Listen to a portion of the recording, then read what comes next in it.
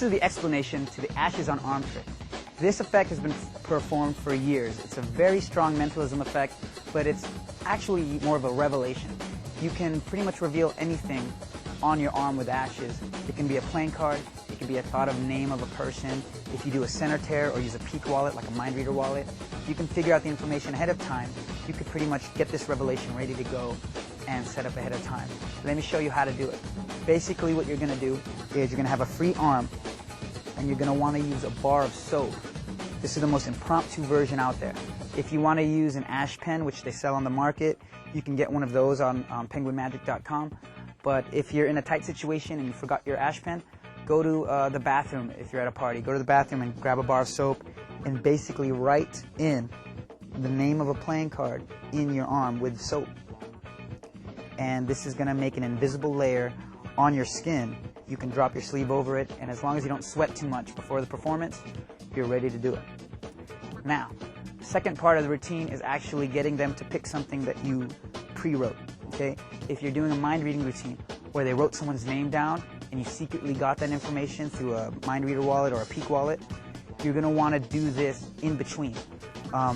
So I'll break that down in a little bit, but let's just say we're doing the card trick. If you're at a party where people are smoking, you can use a lit cigarette and get the ashes from that.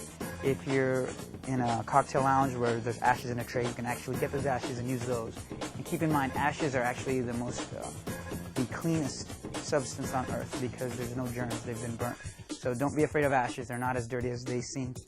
If you're in a hotel lobby though, where they have those trash cans and there's, I think it's charcoal or something that they put on top of that, people put their cigarettes out, I wouldn't recommend that. Don't use that. Just use real ashes. And what I do, since I do this in environments where there aren't people smoking or if I'm on the street, I have a tin can. It's you can use a mint case, or they sell these in your grocery store, and they usually have mints in them. And I take a piece of paper, fold it up, and put that inside. I don't write anything on the paper. If you want to draw a picture, some type of spooky picture on the paper, you can if you want. But I just don't put anything on it, fold it up, put it in there. And if you want to put the lighter inside, you're all ready to go in one tight little small package. So you take that out and give it to someone to hold.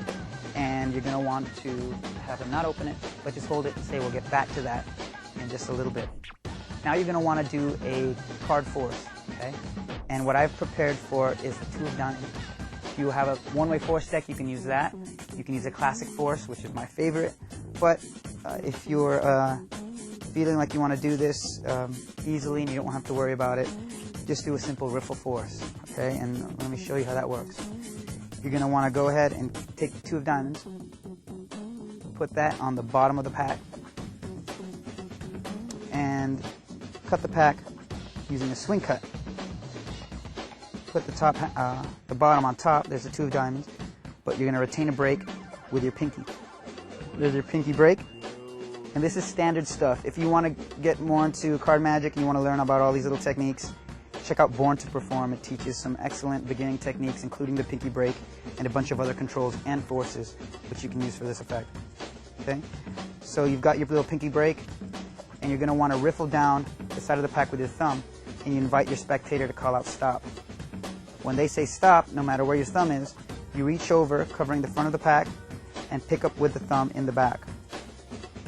Exposing the Two of Diamonds, you show that to them. Let them see the Two of Diamonds, and they can memorize it, show it all around the room, make sure you don't see it. Drop it back on top and let someone shuffle the pack or put the pack away without looking at it. All right, now everyone's thinking of the Two of Diamonds. Everyone in the room is concentrating on that one card. So all you have to do is take your tin and your lighter, build up the suspense as you open up the tin, or have them do it, and reach inside and pull out what they find. They're going to find this piece of paper. Take the tin, leave it open, and place that on the table or on the floor. And show them what's inside. Show that there's nothing on the paper, there's nothing inside, nothing written down. But you tell them to keep concentrating on their playing card, because you're going to make the name of their playing card appear. And you simply light that paper. Okay? When this paper is lit, be very careful that you don't burn yourself or you don't drop the paper and burn the rug, okay? Keep it right over the tin. Let the paper burn and produce ashes. If you're outside, be careful that there aren't gusts of wind coming through your performing area because you don't want the ashes blowing away. You need them. When you've made enough ashes or the paper is burnt enough to kind of get that grayness of the paper, make sure it's blown out and there's no fire. Lift up the sleeve and have someone hold your hand. It makes it a lot more intimate. When they're holding your hand, you can ask them to concentrate on the card. They don't see anything here, but when you take the ashes and rub them, pick them up, rub them all over your arm, that 2 of diamonds is going to appear on the skin as a dark script of that actual card. So once you have that figured out and you realize that, hey, you can do this with almost any revelation you want, all you pretty much need is a piece of paper inside a tin. If you want to use a playing card, you can, like a joker or a blank playing card. It's always good. But I recommend the paper. It produces more ashes and it's easier to burn. Okay? Take your tin, your lighter, paper, all inside, and that's your ashes and arm trick. All you need is a bar of soap, hit up the bathroom, and get yourself ready with any information that you might need. I recommend using an ash pen, which is sold in retail stores. You can get it on penguinmagic.com.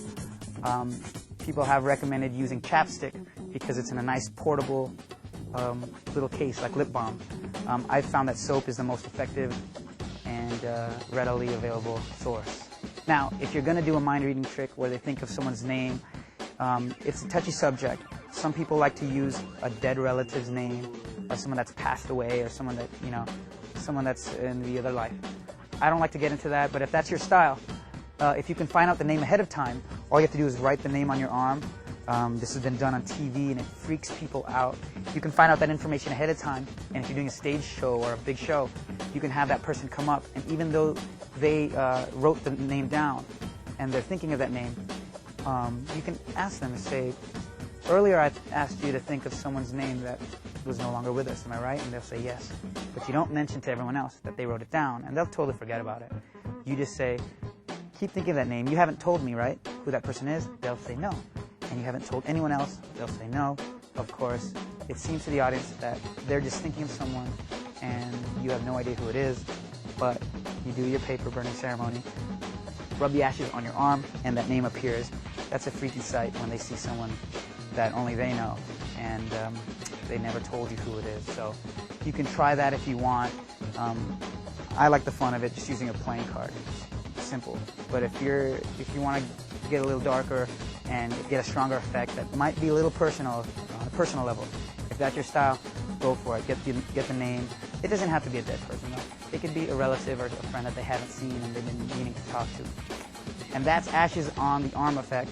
Have fun with it, and we'll see you next time.